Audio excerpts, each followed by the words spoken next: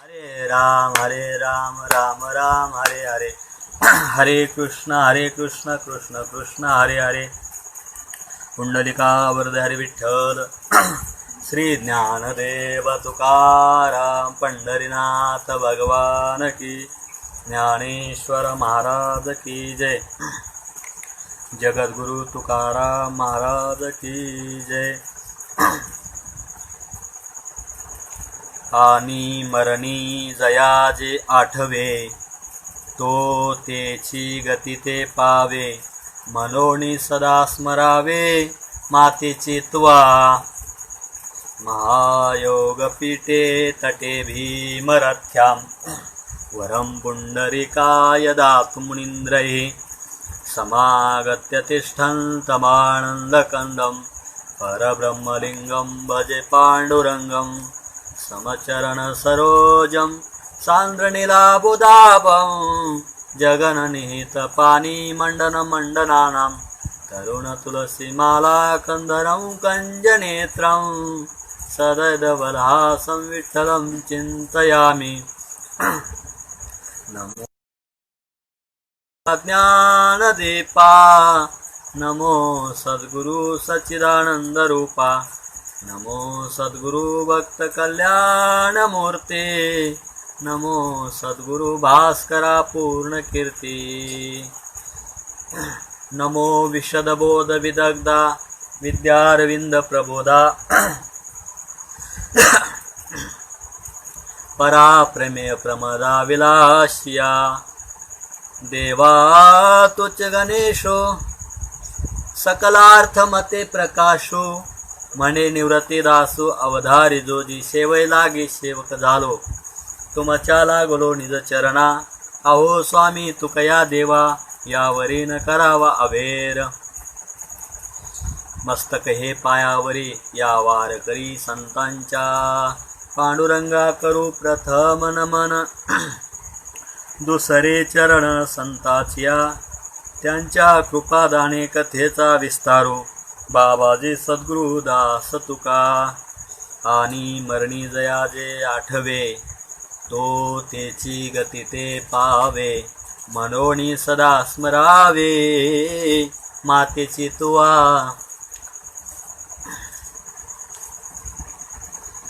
प्रस्तुत प्राप्त प्रसंगी प्राप्त स्थळी भगवत सेवेसाठी अर्थातच प्रवचन रूपी सेवेसाठी निवडलेली ओवी ग्रंथराज ज्ञानेश्वरीतील 75 क्रमांकाची अध्याय 8 निवडलेली असून या ओवीद्वारे विश्वमाऊली ज्ञानोबाराय साधक हृदय सम्राट साधकांचे मायबाप ज्ञानोबाराय सांगतात की अंतकाळाच्या वेळेला माणसाला ज्या गोष्टीचं स्मरण होतंय त्या गोष्टीप्रमाणे माणसाला त्याप्रमाणे त्याची तशी अवस्था त्याला प्राप्त होती आणि मरणी जया जे आठवे तो तेच गती ते पावे मरणाच्या वेळेला त्याला तो ज्या गोष्टीचं स्मरण करतो तीच गोष्ट त्याला काय होती त्या गोष्टी त्याला त्याच गोष्टीची त्याला प्राप्ती होती असं भगवंत सांगतात। म्हणून अर्जुना तू काय कर सतत माझं चिंतन कर असा या गोष्टीचा आशय आहे। आता तसा जर विचार केला तर या मृत्यूलोकामध्ये जो जो जन्माला आला त्या प्रत्येकाला एक ना एक दिवस मृत्यू निश्चित आहे। मग तो कोणीही असो राजा असो रंक असो नवे नवे देव देखील असो प्रत्येकाला मरण निश्चित आहे याच्यामध्ये काही संशय नाही तीळ मात्र।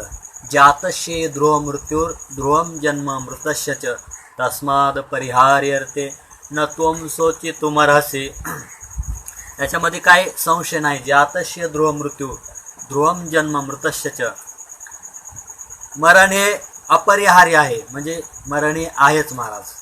मरण हे कोणालाही चुकणार नाही मरण हे प्रत्येकाला आहे। वास्तविक जर विचार केला तर मरण हे कोणाला आवडत नाही कोणाला तरी मरा वाटतं का नाही प्रत्येकाला वाटतं की आपण जगलं पाहिजे, आपल्याला मरण नाही आलं पाहिजे. पण अमर कोणी आहे का? नाही, अमर कोणी नाही महाराज. ज्ञानोबा एका ओळीमध्ये बोलतात, जगस्प्रिया आस्पद एक सार्वभौम पद, न मरणे निर्विवाद जगा पडिये. न मरणे निर्विवाद जगा पडिये. लोकांचं काय आहे की आपल्याला मरण नाही, आपण कसे आहोत, चिरंजीव आहोत असं वाटतंय. मरण आवडत नाही. न मरणे निर्विवाद, आपण निर्विवाद काय आहोत, आपल्याला निर्विवादपणे मरण नको किंवा निर्विवादपणे आपण चिरकाल राहणार आहोत असं वाटतं. पण मरण कोणालाच चुकलं नाही. तुम्हाला जर उदाहरण द्यायचं झालं तर श्रीमद भागवतामध्ये मरण चुकवण्यासाठी महाराज काय काय प्रयत्न केले ते हिरण्यकश्यपूने आपल्याला माहीत आहे. हिरण्यकश्यपूने मरण चुकवण्यासाठी एवढे प्रयत्न केले ते महाराज. काय काय प्रयत्न केले ते त्यांनी तप केलं, उग्र असं तप केलं. एका पायावर उभा राहून आहार न घेता खडतर असं तप केलं. ब्रह्मदेवाची तपश्चर्या केली, ब्रह्मदेवाला प्रसन्न केलं. श्वासोश्वास कोंडून धरले त्रिभुवनाचे. त्यावर ब्रह्मदेव आले आणि ब्रह्मदेव आल्याच्या नंतर म्हणले, भक्ता माझ्या वत्सा, तुला मी प्रसन्न आहे, काय मागायचं आहे ते माग. असं म्हटल्याच्या नंतर त्यानं सांगितलं की मी अमर पाहिजे. ब्रह्मदेवानं सांगितलं, अरे भल्या माणसा, मीच अमर नाही, मग मीच जर अमर नसेल तर तुला कुठून अमर करू, कारण मला देखील मृत्यू आहे. देहाची पुरंदर 14 जाती. ब्रह्मदेवाला मारावं लागतं, इंद्राला मारावं लागतं, प्रत्येकाला मारावं लागतं महाराज. तो हे पुनरावृत्तीच्या मापात शिग झाला. ज्ञानोबा म्हणतात, ज्ञानोबा बोलतात की ब्रह्मदेवाला देखील, ब्रह्मदेवापेक्षा उच्च जीव या जगामध्ये कोणी नाही. ब्रह्मदेव देखील काय आहे, जीवच आहे, पण तो मोठा जीव आहे. आम्ही आहोत ते लहान जीव आहोत. मग ब्रह्मदेवाला देखील एक ना एक दिवस मारावं लागत असेल. तो या सृष्टीच्या चक्रामधून सुटला जात नसेल तर मग आम्ही काय सुटणार महाराज.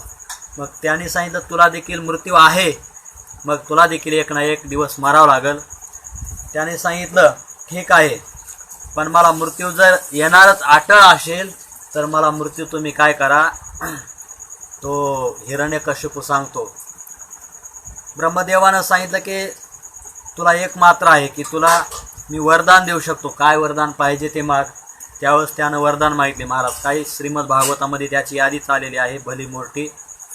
त्यांनी सांगितलेलं आहे की मला माणसाकडून मृत्यू नको, पुन्हा शास्त्राकडून नको, अस्त्राकडून नको, मला पशुकडून नको, पक्षाकडून नको, मला घरामध्ये मृत्यू नको, मला बाहेर नको, मला मृत्यू दिवसा नको, मला रात्री नको, मला आकाशात नको, मला पाताळात नको. सगळ्या गोष्टी मान्य केल्या ब्रह्मदेवानं. तथास्तु म्हटलं महाराज. भगवान परमात्म्यानं वर दिला ब्रह्मदेवाने आणि निघून गेले. आता मला सांगा, आता ब्रह्मदेव चिरंजीव होणार आहे का हो? ब्रह्मदेवाला एक ना एक दिवस मृत्यू आहेच. त्या हिरण्यकश्यपूला मृत्यू आहेच. आणि मग हिरण्यकश्यपू गेला महाराज आनंदामध्ये, अत्याचार करू लागला सृष्टीवर. आणि प्रल्हाद जो होता त्याचा मुलगा, त्या प्रल्हादाला म्हणला की बाळा सांग, म्हणला तू एवढं देवाचं नाव घेतोस, एवढी भगवंताची भक्ती करतोस, बरं तुला ज्या शाळेमध्ये घातलेलं आहे त्या शाळेमध्ये तुझ्या गुरुजनांनी तुला काही शिकवलं का?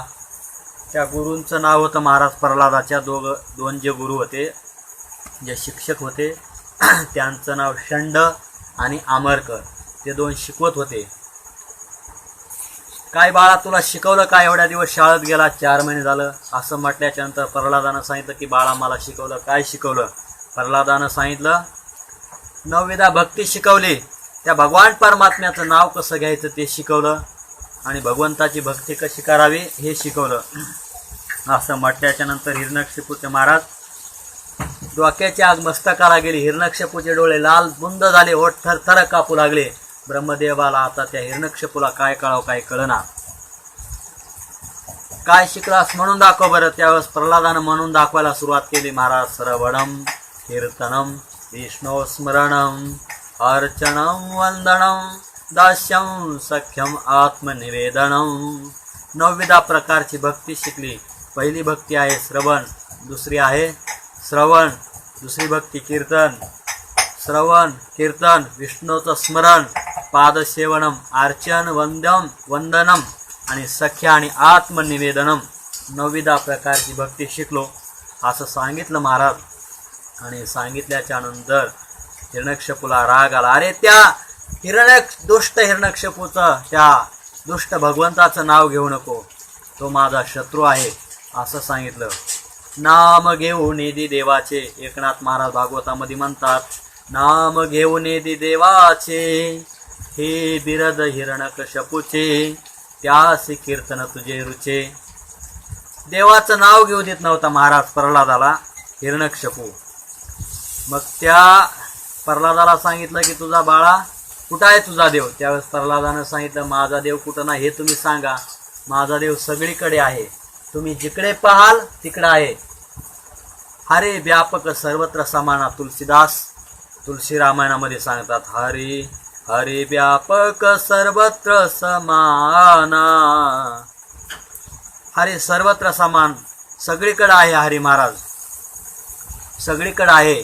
जळे स्थळी काष्टी पाशाने विश्व सर्वीकडे भरून उरलेला आहे. विठ्ठल बाप माये चुलता, सगळीकडे आहे. विठ्ठल बघणी आणि भ्राता, किंवा विठ्ठल जळे स्थळी भरला, रिता ठाव नाही उरला. आज म्या दृष्टीने पाहिला विठ्ठलची विठ्ठल, सगळीकडे आहे. महाराज त्या गवळणीची अवस्था जर पाहिली तर ती गवळणीला सर्वत्र परमात्मा दिसू लागला. ती म्हणू लागली, कहाँ पगडारू देखे आनेरा, देखे तो सब वहीने घेरा.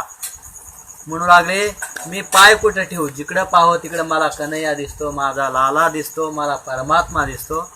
असं म्हटल्याच्या नंतर ती गवळण म्हणू लागली ठेवू की पाय कुठं तरी. नाही म्हणू लागली, सगळीकडे देव दिसतो. मग अशी जर अवस्था झाली, त्या प्रल्हादाची तशी अवस्था झाली. माझा परमात्मा सगळीकडे आहे, ब्रह्मतत्व सगळीकडे आहे महाराज या जगामध्ये. भगवान परमात्मा पाहे तिकडे माये बाप विठ्ठल आहे, रुक्माई जिकडं पाहाल तिकडे काय आहे, देव आहे. हिरण्यकशिपूनं सांगितलं की बाळा या खांबामध्ये आहे का तुझा देव. प्रल्हादानं सांगितलं या खांबामध्ये आहे. हिरण्यकशिपूनं एक गदा घेतला, त्या खांबावर जोरात मारला आणि महाराज मारल्यानंतर त्या खांबातून हिरण्यकशिपूचं नरसिंहाने रूप घेतलं भगवंतानी. आणि त्या खांबामधून असा आवाज आला आणि तिथून प्रगट झाले आणि हिरण्यकशिपूला मारलं महाराज. आता हिरण्यकशिपूनं कशासाठी वर मागून घेतले होते. आता तुम्ही आपल्या मुद्द्यावर या. हिरण्यकशिपूनं सांगितलं होतं मला मरण नको, पण हिरण्यकशिपूला मारलं. मरण आहेच ना शेवटी, एवढे वर मागितले तरी. भगवान परमात्म्यानं त्याला अर्ध मुंडकं सिंहाचं आणि शरीर मात्र माणसाचं असा नरसिंह अवतार घेऊन मारलं महाराज त्याला. म्हणजे माणसाला अमर होण्यासाठी काही जरी केलं तरी माणूस अमर कोणी होऊ शकत नाही. प्रत्येकाला मरण आहे महाराज. 9 भी मर गए, 10 भी मर गए सहस्त्र 33 कोटि देवता मर गए, पड़े काल की फांसी. फिर मर गए पैगंबर मर गए सहस्त्र जिंदा जोगे, जपे तपे संन्यासी मर गए. सगळे मरणारे आहेत महाराज, कोणी सुद्धा इथं राहायला आलेलं नाही. इथं नाही उरो आले अवतार, ते पामर जीव किती. इथं नाही उरो आले अवतार, ते पामर जीव किती. रामकृष्णाधिक अवतार यांना देखील या ठिकाणी राहता आलं नाही. तुमची आमची गोष्ट सोडा महाराज, प्रत्येकाला जावं लागतं. एवढंच काय, आजा मेला पंजा मेला बाप मसना गेला, देखत देखत नातू पंतू तोही तैसाची झाला. आपले आजा गेले, आपले पंजा गेले, सर्व गेले महाराज. आपल्याला त्या ठिकाणी जायचं आहे, एक ना एक दिवस जायचं आहे. मरण निश्चित आहे, पण मरणाला आपण भ्यायचं नाही महाराज. साधू संत मरणाला भेट नाहीत, तुम्ही आम्ही भेटो. कारण मरणाला भ्यायचं नसतं, मरणाला हसत सामोरं गेलं पाहिजे. मग मरणाला हसत सामोरं जाण्यासाठी, मरणाची भीती न बाळगण्यासाठी आपण काय केलं पाहिजे, तर आपण भगवंताचं चिंतन केलं पाहिजे, भगवंताचं आपण नाव घेतलं पाहिजे. जर आपण भगवंताचं नाव घेतलं तर आपल्याला मरणाची भीती राहणार नाही महाराज. कधी मरण येऊ द्या, तुकोबाराय म्हणतात आम्हाला मरणच नाही, मरण माझे मरून गेले मज केले अमर. अरे मी मरणालाच मारण, तुका म्हणे घालो जीवपाना चिरा, जाऊ त्या माहेराने जाची. आम्ही जीवपाना संपवून टाकला. एकदा जीवपाना संपवला ती एकदा अवस्था प्राप्त झाली की माणसाला पुन्हा काय होते, शिवपणा प्राप्त होतो. म्हणून महाराज म्हणतात, जर मरणच नसेल, मरणा हाती सुटले काया, विचारे या निश्चय. आता आमची काया हे शरीर मरणाच्या हातातून सुटलेलं आहे. मरणालाच मरण आणलं, मरणाही मरण आणले. तुकोबाराचे अनेक अभंग आहेत निर्याण प्रसंगामधले. तुकोबारायांनी काळावर मात केली ती महाराज, काळाला जिंकलं होतं.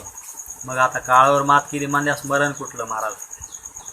आता तुम्ही सांगा, जर आपल्याला मरणाला जिंकायचं असेल तर आपण देवाचं नाव घेतलं पाहिजे, देवाची आपण सेवा केली पाहिजे. शहाणे माणसं दिवस आहे म्हणता सर्व कामं उरकून बसतात, दिवस मावळण्याच्या आधी सर्व कामं करून बसतात. एखादं लग्न आहे, त्या लग्न लांब आहे, लग्नाची तारीख लांब आहे, तोपर्यंत माणसं काय करतात, संपूर्ण साहित्य जमा करतात आणि लग्नाच्या दिवशी मग धावपळ होत नाही.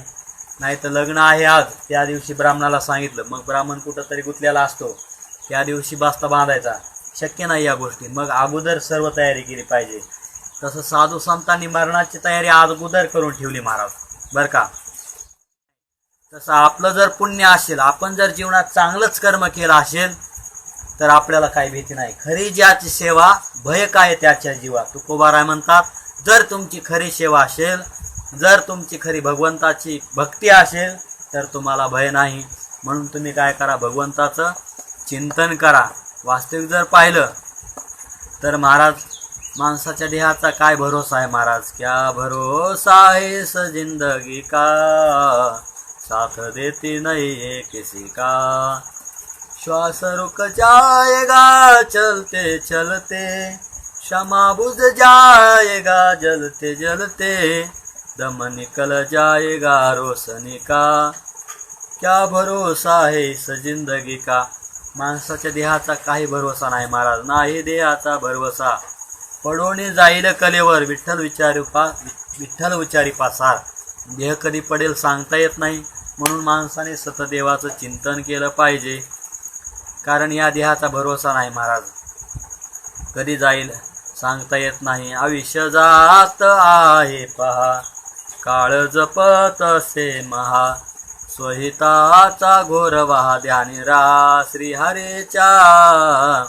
आयुष्य जात आहे, पल पल आयुष्य जाते तुझला कैसे कळेना.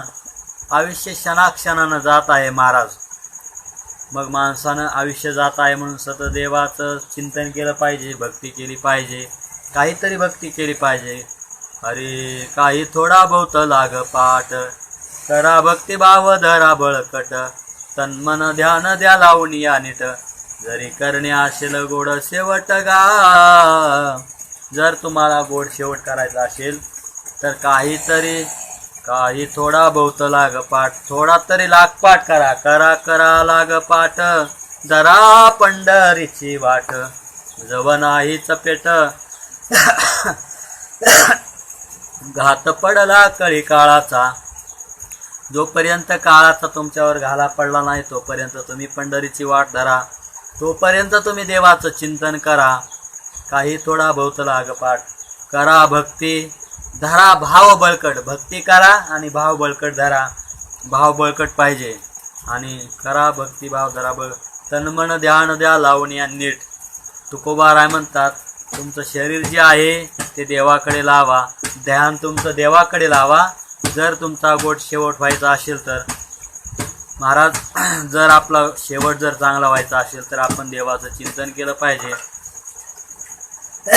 जन्मभर परमार्थ का करायचा, आयुष्यभर भगवंताचं भक्ती, भगवंताचं नाम का घ्यायचं, शेवट गोड होण्यासाठी. कारण अंतकाळाच्या वेळेला नेमकं देवाचं नाव मुखामध्ये येईल का नाही सांगता येत नाही. म्हणून जन्मभर महाराज देवाचं चिंतन करायचं. तुकोबाराय म्हणतात, याजसाठी केला होता अट्टहास, शेवटचा देश गोड व्हावा, गोड व्हावा. याजसाठी केला होता अट्टास. कशासाठी? तर शेवटचा गोड दिवस होण्यासाठी. जन्मभर प्रयत्न करायचे. कशासाठी? तर शेवटचा दिवस गोड होण्यासाठी, म्हणजे शेवट चांगला होण्यासाठी. शेवट चांगला झाला पाहिजे महाराज, कारण शेवट खूप महत्त्वाचा आहे. आवश्यक तो शेवट, आवश्यक तो शेवट, ये रावगे खटपट, चालो जाणे वाट, ऐसा विरळा एखादा. शेवट होणं महत्त्वाचं आहे, पण असा शेवट होण्यासाठी परमार्थ करणारा एखादा विरळा असतो. ऐसा विरळा एखादा, विरळा पावे विरळा पावे, अवघड गोवे शेवटी. विरळा ऐसा कोणी, तुका त्यासी लोटांगणी, तुका त्यासी लोटांगणी, तुका त्यासी लोटांगणी. विरळा लागतो महाराज, भगवंताचं चिंतन करणारा विरळा लागतो. म्हणून अर्जुनाला भगवान परमात्मा सांगतो, अर्जुना तू काय कर, देवाचं चिंतन कर. म्हणून सदा स्मरावे मातेची तुवा, माझं भजन कर. माझं जर भजन जर केलंस तर तू मला येऊन मिळशील. कारण दिवसभर माणूस ज्याचं स्मरण करतो, ज्याचं चिंतन करतो, त्याला तीच गती प्राप्त होते. म्हणजे रात्री झोपेमध्ये देखील त्याला काय होतं, त्याचं चिंतन होतं महाराज. स्वप्न देखील त्याच गोष्टीचं पडतं. आणि जागता जवाशी जे, तव जेने ध्यानी भावना भावे जे, डोळा लागत खेव देखिजे तेची स्वप्नी. दिवसभर ज्याचं स्मरण ते स्वप्नामध्ये, जागृती जे स्मरण ते स्वप्नामध्ये, जागृती जे ते स्वप्नी मनी वशे, असं म्हटलेलं आहे. म्हणून अंतीची मती साच पण पुढील गती. यथामती यथावकाश झालेली सेवा भगवान परमात्म्याच्या चरणी अर्पण करून मी सेवेला पूर्णविराम देतो. तुझे देणे तुझ्या ठाई, झालो तराई पांडुरंगा, करविली तैसी केली कटकट, वाकडी की नीट देव जाणे. प्रभू तुम्ही महेशाची मूर्ती, आणि मी दुबळा अर्चित तसे भक्ती. मनोनी बोल जरी गंगावती, तरी स्वीकाराल की.